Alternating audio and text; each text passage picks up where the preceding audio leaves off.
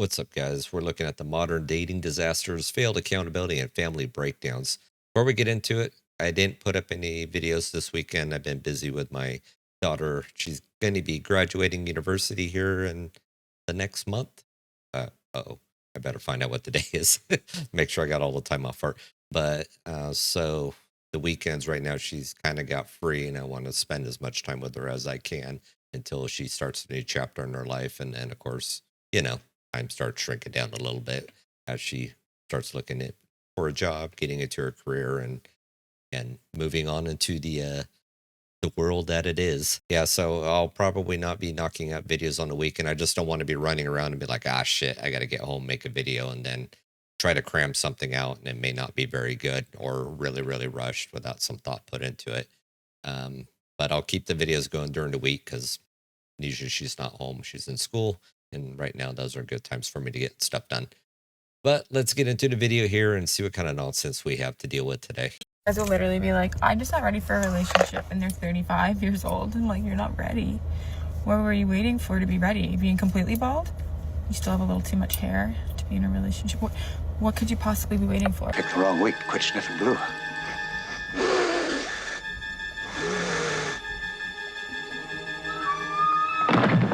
So the question to her is, what were you waiting for? Hitting the wall, waiting for those eggs to become unscrambled? I mean, women like this think men owe them commitment just because their clock is ticking, and a man's value isn't tied to his age or his hairline. It's tied to his freedom. If he doesn't want to lock himself into a system that punishes him for trying, maybe it's because he's smart and not unready. One of my favorite arguments that some men have is, I'm a good man and no one appreciates me, so I'm just going to become a passport bro. Or, I'm giving up on dating and I'm just going to pay a schmags worker instead and have zero aggravation. No, you're not. You're not a good man. You're a transactional man. You expect that if you're good or nice or jump through all of these hoops, you will get something in return.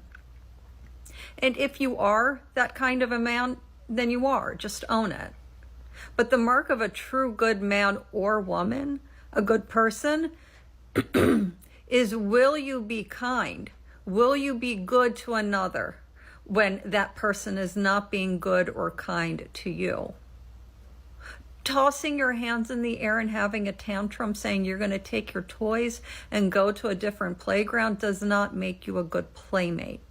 It just makes you manipulative, and it exposes you as someone who only behaves well when it's for their own gain. Cut her loose, dude. She's a handful. Sounds like she's pissed off because somebody played the game against her that she's been playing all along. Or she's coping, she's angry because she can't get anybody anymore. But basically, what I'm getting from her is passport bros are manipulative for wanting peace over chaos. When dating means walking on eggshells to avoid cancellation, men should explore better options abroad. Or just go your own way. They're not throwing tantrums, they're rejecting a rigged system, and the feminist culture turned relationships into unpaid therapy sessions for women. Being good without reciprocity, that's slavery, not kindness. Men are tired of being shamed for seeking respect. If women don't value good men here, someone else will. Here's a secret for you, ladies. Foreign women understand traditional values. Western women don't seem to understand that anymore. Call it transactional if you want. It's better than a one-sided emotional scam. Accountability is basically the antithesis of feminism.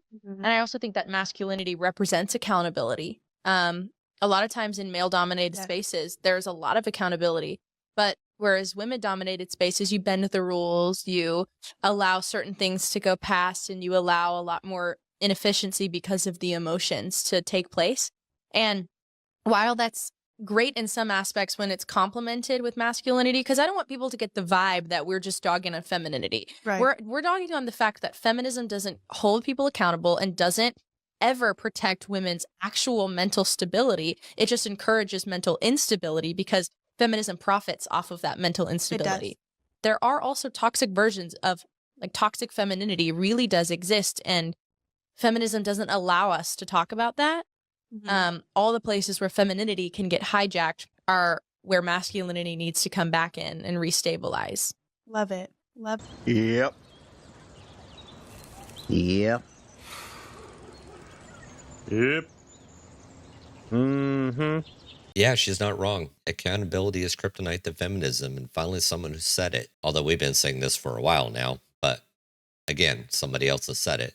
Feminism encourages victimhood and weaponizes emotion to avoid responsibility. And toxic femininity is absolutely real, but you won't hear that on CNN. What you do hear a lot of is masculinity is demonized for daring to set standards. Feminists profit from keeping women mentally unstable. The solution isn't bending over backwards for emotional inefficiency. Men need to lead, but we can't when society keeps moving the goalposts to cater to feelings. Accountability isn't oppression, it's what makes relationships and society function. A man of average attractiveness on Tinder has to swipe right 200 times to get one match. If you're in the top 10% of men, it's never been better. But it creates this Porsche polygamy environment where the guys who are the most attractive males, quite frankly, they have so much opportunity, it doesn't encourage long-term good behavior. So you end up with a cohort of men who feel totally rejected, and you have women who have found dating just across the spectrum is just a little shittier. That the guy they want is not interested in a long-term relationship, and everyone else, really, they don't have venues to if you will, fall in love. And the result is loneliness. It's facts! It's facts! It's in our facts. These sites is in our facts. It's in our facts.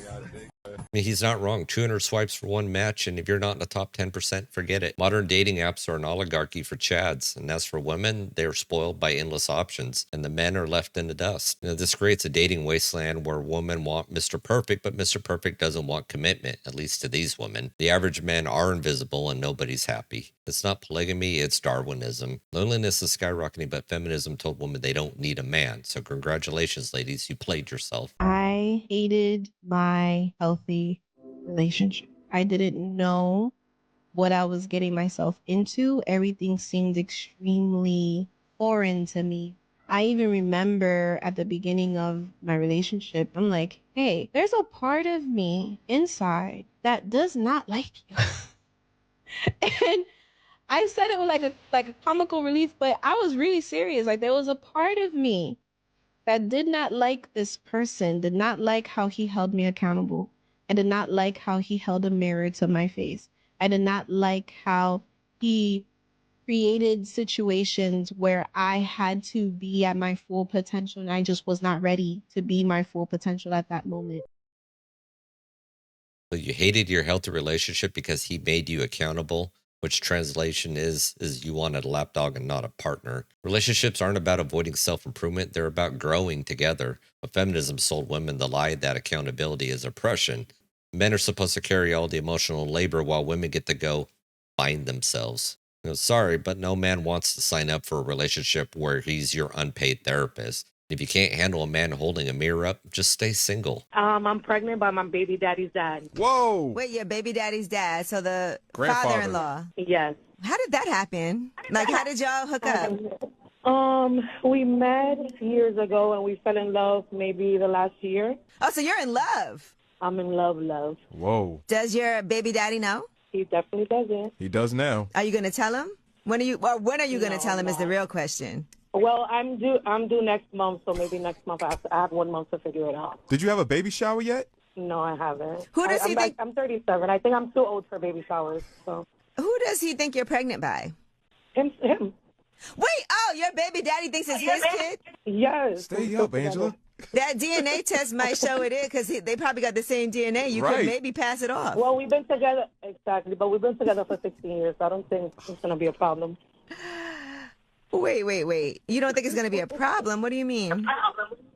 It's going to look like him because it's his daddy's baby, so it's going to look, So you're not going to tell him? You're going to let him think it's his? I'm definitely not. I'm just going to keep it in the family. Oh, all in the family, indeed. Wow. Damn. All right, well, that's a big secret.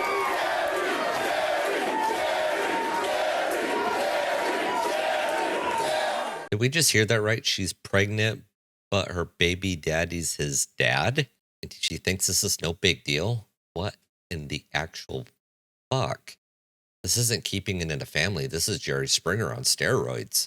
I mean, you've destroyed 2 generations of men with one selfish decision. Your baby daddy thinks it's his kid. I mean, that's fraud, plain and simple. This is why men deserve paternity tests by default, because of stories like this. And no, passing off this mess as love doesn't excuse it. You're not in love, you're in chaos.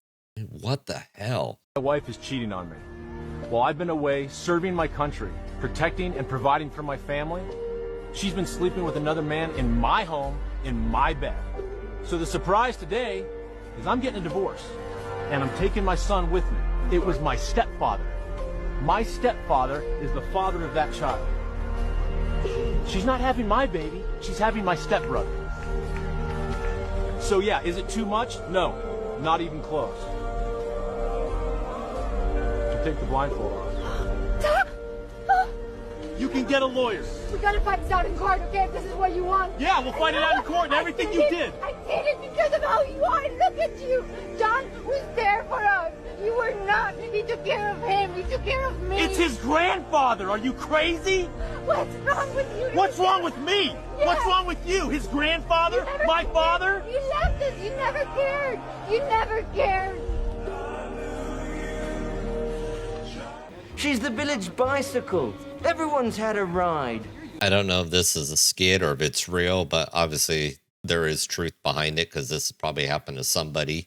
But number one, don't fight like that in front of a kid because that will scar the child. But his wife is cheated with his stepfather while he's out serving his country, and she justified it by he cared.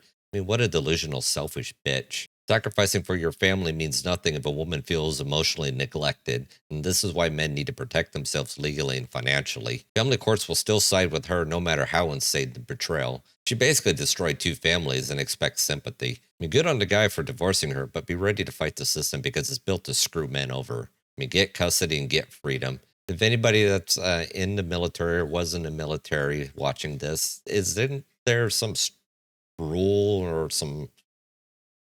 I think, well, not necessarily rule, but I think the military kind of handles infidelity a little differently than the regular world, or maybe it's the wife is cheating with another soldier.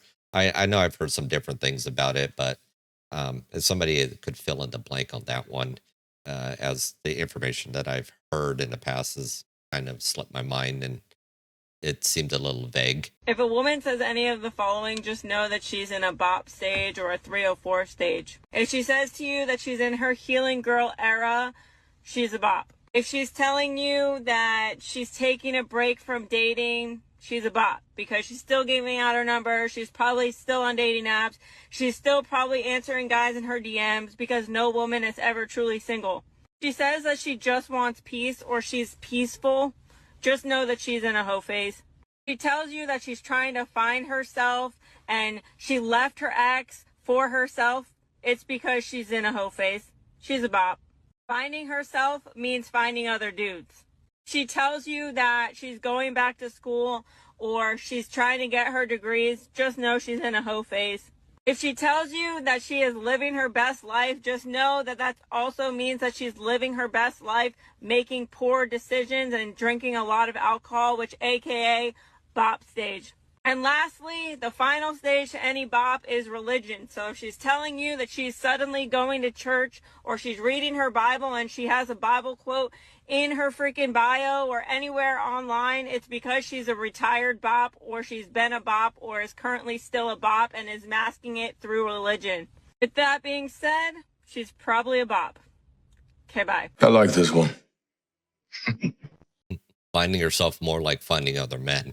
I mean, women love hiding behind buzzwords like healing or living my best life just to justify their chaos. And religion, yeah, that's a BOP retirement plan. I mean, if you're a man, ignore the bio quotes and pay attention to the patterns. These women aren't healing, they're hedging their bets for the next sucker. So guys, don't be the guy funding someone's hoe phase recovery. Protect your wallet, your sanity, and your future. If she's got 1 foot in church and 1 on Tinder, just not wife material, she's a liability. Well guys, modern dating and the family culture are broken beyond repair. We have from entitlement to betrayal, men are realizing the deck is stacked against them. And solutions, prioritize your peace and future, vet relationships rigorously, and explore options abroad, and focus on personal growth. Protect yourself legally and emotionally, because the system isn't designed to protect you, so take charge of your life and walk away from chaos. Men going their own way isn't just a choice, it's survival. Well guys, that's the end of the video here today. If you like what you've seen, hit that like button, share, subscribe, all that fun stuff.